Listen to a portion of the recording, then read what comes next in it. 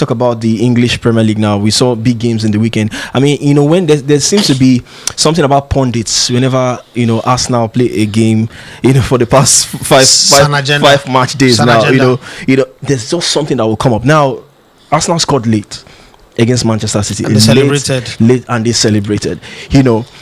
Talks like from Roy Keane, should they be celebrating a draw? I mean, you're playing at home, you scored a late goal, you've still got added time, you should go and push for a winning goal. So, and they all talk about Arteta's tactics and stuff like that, how he's kind of limiting some of the players, limiting us now. They're not free flowing enough, and it's putting the handbrakes on, in some of these games as well. Games where he could have gone for the jugular and stuff like that. I mean, that was a game we saw Pep Guardiola like scrambling for a 1-0 win towards the dying stages, which is very rare when you play against a team like Pep Guardiola. They have 32.8% possession. And it doesn't happen with Pep Guardiola's team. And it's always happening against Arsenal. It seems Arsenal seems to find a way against this Manchester City side in recent times. So in the whole of this, like you said, is an agenda, against Arsenal. Do you think Arteta should just stick to the plan that he's got with this Arsenal side? Should he be celebrating that draw? Should he be celebrating the result against a Manchester City side? Generally, how do you look at this and sum it up? I don't have a problem with celebrating an equalizer last minute. A lot of people do it. It's not a big deal. Let's not forget, the only team that have won the Premier League 4 straight times is Pep Guardiola's Man City. Pep Guardiola is the manager. There is no place in this conversation where Arsenal is better than a Pep Guardiola Man City team. It's not been proven. You can win them in the game, but cumulatively over the last 10 years, Arsenal cannot even lace the boots of Man City. So to play that badly, according to the pundit, I don't think that Arsenal played that badly. I just think that from the start, and I said it in my watch along live, from the start the selection is wrong. And in my years of the game, there are some things you see as an analyst, people cannot level up to it, so they argue. People don't come in with fact anymore. They just want to argue. I have said this before. I said it in the Wenger era, and I will say it over and over again. There is no place where nepotism thrive after Nigerian politics, like in football. In football, you sign a coach from, let's say you sign a coach from Estonia to a Premier League team. Give him a 5 years contract. 3 years into that contract, like 5 Estonian players are already playing for that team. But people don't care. Before Arsene Wenger came to Arsenal, there's only one French player that have played for Arsenal. His name is Jules Grimaldi. By the time, 22 years later, French players have played for Arsenal more than English players. That's some strong facts there. So that's not something I didn't cook it up. French players have played for Arsenal more than English players. It's an English club. You can't see that happen in France anyway. Now, you look at Arteta. When he first came, if you remember in the WhatsApp group, I said, given time, Spanish players will dominate this team. We're still not there yet, but it's coming. You look at that three of Zubimendi, Merino that is trying to create a partnership with. They were former Real Sociedad players. Arteta, a former Real Sociedad player, he's helped his former club to make money. He's helping those players, national team sustainers. The Merino that is playing in the offensive position, I don't see any reason why you're playing him there. Right? So he has created a selection that not give the pundit opportunity to lynch on him, to tear him apart. You start a game with Zubimendi and Declan Rice. What are you playing Merino? Is Merino the offensive player? It's not a passer of the ball. Yes, he arrives at the box, but it's not a passer of the ball. And you're putting him in a place where the way you set up your team now, you're setting it up with a striker who is a quick runner. Just run into space, put the ball, let me go and meet it. Imagine if Eze didn't pass that ball one time. I'll tell you for free, Martin Odegaard or Merino in that position, we are so not scoring that equalizer. That game is dead. Because for Martin Odegaard, he will fade to the right, take the ball, bring it back, try to attempt like you want to pass to the left, and then by that time the opposition Man City would have recovered, everything would have changed. That's one part. With Merino, he will look to make a short pass back to Zubimendi and hope that Zubimendi give to Declan Rice. Before all that is done, the City team would have recovered again. But a player who thinks forward, who's a progressive thinker, not like politicians, who progresses the ball faster, got the ball. So if you look at where Martinelli was standing, You would almost think that nobody will give him that kind of a pass. Yeah. But he put the ball in such a way that the ball, if he controls the ball one touch, it's at his advantage ahead of the defender, because the defender is facing the Arsenal goal. He will not need to turn and try to see. So the only way to stop him from that is either you foul him and it could be judged as stopping the goal ban move, a clear goal scoring opportunity, you get a red card. And then again, Martinelli showed that he can also thrive in the center forward position, and he just lobbed that ball over the head. It takes a lot of intelligence to do that kind of play, because it's more instinctive than settling down and thinking, oh, I want to play this. But if you had done that, the goalkeeper, Donnarumma, is a big man. He would, cover the whole space. So that for me is intuitive and intelligent. So this is where people go against him. You play Merino against Liverpool.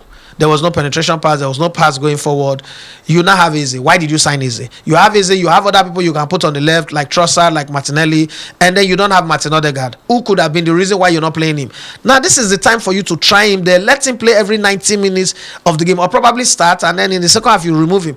Let him even master the act of playing from that midfield position, getting the ball. Again, Eze is a guy who gets the ball, one fade, like Doku, is getting past his marker. I'm not trying to overrate the player, but let's give them what they want. Why not use them to that strength that they have and put them in a position where that they can hurt the opposition, instead starting the game with handbrake? And you know that from the get-go, the mission this season is win a title, a major title, not FA Cup, not Carabao Cup, a major title, and stay on the job. Again, it is almost impossible for Arteta to get a job bigger than Arsenal if he leave Arsenal. Right, especially if you leave empty-handed, because that time statistics will come to play. Let's say for 6 years or 7 years that you were at Arsenal, you won FA Cup with Unai Emery's squad, and then you won the Community Shield. Nobody thinks about that one outside of England anyway. So what will he make? So I think that they are right calling him, attacking him for the way he plays with a handbrake on, with fear, rather wanting to draw instead of going all out to win. Yeah, that's one side of the conversation. There is another side of the conversation that says Arsenal have not won against Man City more than 2 times in forever. So when you want to play that kind of thing, it plays in your head. Same for Liverpool. It plays in your head. You're saying, having done everything to stand there for bar, because you've done everything you know how to do, how to try to win this thing, they always win you. So when you come against them, like it or not, whatever analysts are saying, whatever people out there, pundits are saying, it gets to your head. And you say, okay, you know what I would do going into this game is start this game and make sure I don't lose.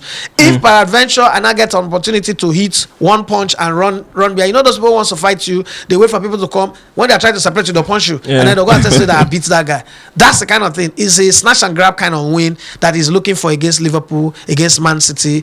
If you even look the game against Man United, he also played like that. But we're lucky to get the smash and grab win. So against 3 big sides, you would also argue that this season the fixtures have been very, very tight for him. Who plays in their first 6 games of the season in the league? United, they've already Arsenal, played Liverpool, City. Man United, and City. You can see that that's not really fair, but it's the fixtures, it's a machine that does it. Whatever it is, I know that the machine is rigged anyway, but hey, that's a topic for another day. So I'll give him some slacks, and I'll see that Liverpool, who are also not in their very best, who are conceding goal every game they play, almost every game they play, and Man City, who have also not been in their best. They've lost 2 games before the Arsenal game. They've won 2, and that there is room for Arsenal to get in their stride and get going. But I just think that if Arsenal doesn't win anything this season, Arteta will lose his job. And knowing that is a very possible thing to happen, the boardroom have changed. Some of the people that are behind him have left.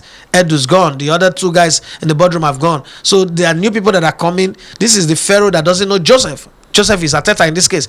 And if he doesn't do well, these guys have invested. They will, at the end of the season, they will read the numbers. We have spent XYZ, almost $1 billion since you came in. What have we won? We've not won anything. Thank you very much for your time, but I think it's time for us to look somewhere else. Would you take another Nyemis and give him another season? No, I will not. So you are also in that I'm club his that diehard supporter. If he doesn't win, diehard believer, but he's done some things that I maybe I another second, so close, and add an FA Cup to that it. One so would even piss me off the most.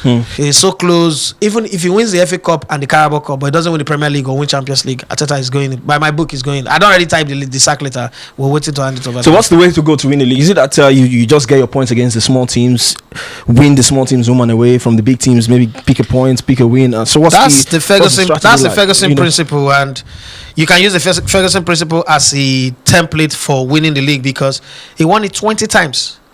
There's nothing you do and succeed 20 times out of maybe 30 years, and somebody will come and say you don't have the right to use your principle. Some people did something once and then they say it's their principle. What's it called? Archimedes theory, Boy's law, Charles' law, and all these laws.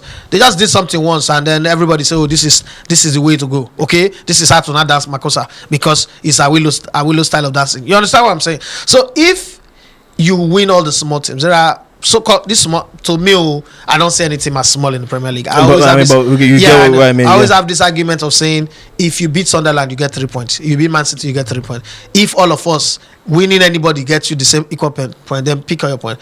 What the rule of winning the Premier League is accumulate more points than the people chasing you.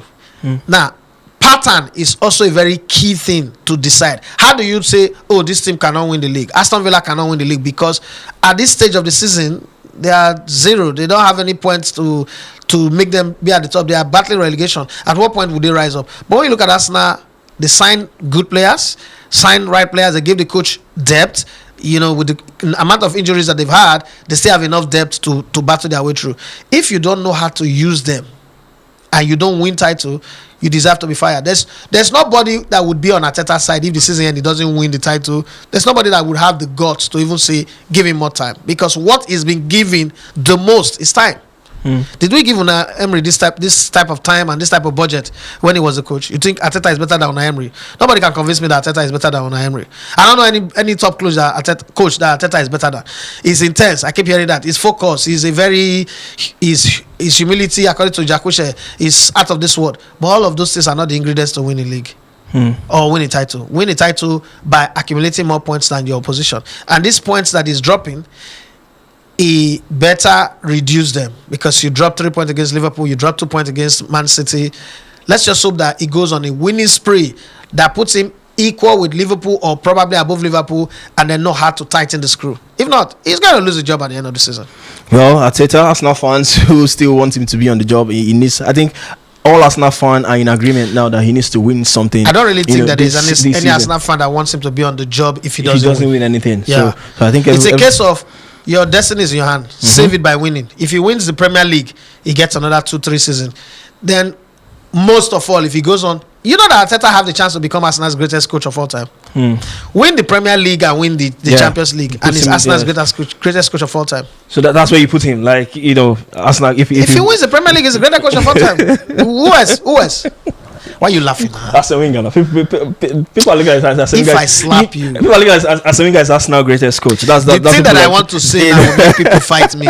If not, I wanted to say that Arsene Wenger is amongst some worst coaches that coach any football team. Majority of Arsenal fans will disagree. I'm an Arsenal fan. I'm an Arsenal fan from that school of thought. I have an English FA Cup medal in my house for a reason, right? I was born into this. Having said all of that, guy, let me tell you, I consider the 3 Premier League titles that Arsene Wenger won as titles won when Man United were taking a breather. Just the way Liverpool, Man City run.